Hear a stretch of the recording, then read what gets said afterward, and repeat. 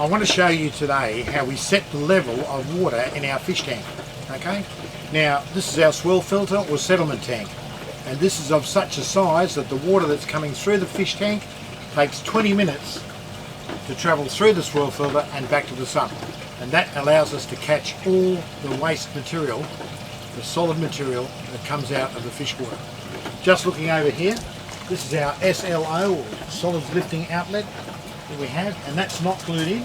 Okay, so we can get it out at any times, which today I can't get it out for some reason. Yes, I can. Here we go. So I can get that out for cleaning purposes. If I need to clean the box, and you can see there's quite a bit of junk in that. It comes out quite easily. These are the holes we've got drilled in the bottom, see that? Okay. Oh, just interesting while we're looking at it.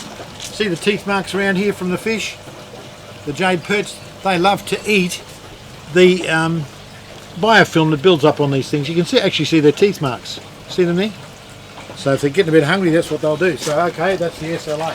So the water's flowing out, down through this pipe, underneath the ground and coming up in the swirl filter.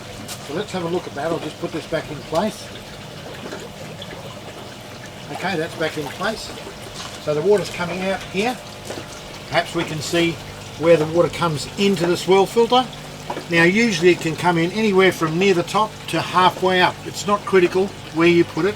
It doesn't make any great deal of difference. The important thing is that this is a container that the water will take 20 minutes or longer to transit all the way through. Now the water level in the fish tank is set by the level of here, because this device this device has the level of water set to it. So if I take that out, I'll try and get that out now.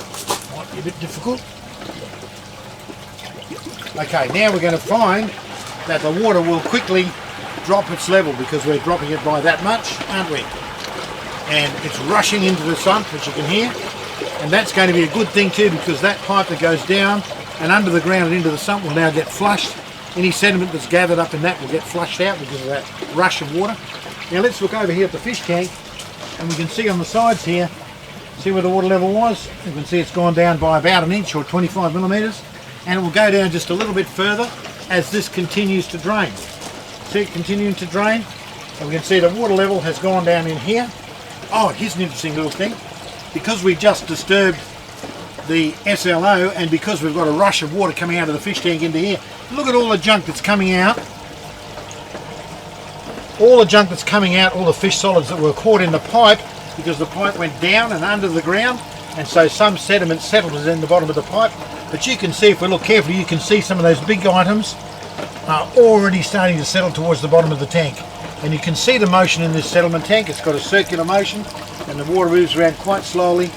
And you'd see, if you stood and watched here for a little while, you'd see that all that sediment and rubbish that came out of that pipe is going to settle to the bottom of the settlement tank. So you can see how efficient the settlement tank is at gathering the solid material that comes out of the fish tank. So okay, we'll place this back in there now. Let's put that in. It's not glued in. It's not glued in, so we can get it out.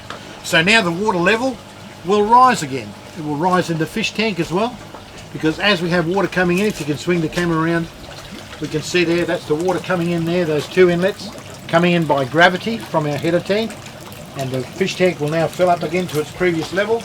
And that level, remember, to swing around here, that level is governed by the height of this pipe. Okay, so both this fish tank and the settlement tank are perfectly level with each other. You don't have to have the water running downhill to get there, because water will find its own level. So if we put more water in here, it will wind up in here. And then when it fills up to the top again, you can see it's starting to fill up. It will then run into the sump, and so it will continue moving around in the loops that we've generated for this part of the system.